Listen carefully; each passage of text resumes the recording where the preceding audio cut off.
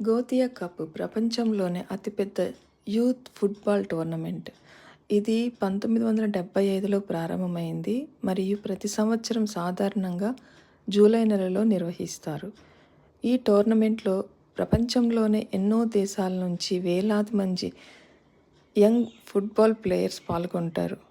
2026లో 78కి పైగా కంట్రీస్ నుంచి 1956 టీమ్స్ పాల్గొంటున్నాయి. ఇది కేవలం ఫుట్బాల్ మ్యాచ్ మాత్రమే కాదు, వివిధ దేశాల పిల్లలు ఒకే వేదికపై కలిసి ఆడుతూ ఫ్రెండ్షిప్, టీమ్ వర్క్, స్పోర్ట్స్మ్యాన్షిప్ నేర్చుకునే గొప్ప అవకాశం. అందుకే గోతియా కప్ను ప్రపంచ యూత్ ఫుట్బాల్ పండుగగా పిలుస్తుంటారు. Thank you.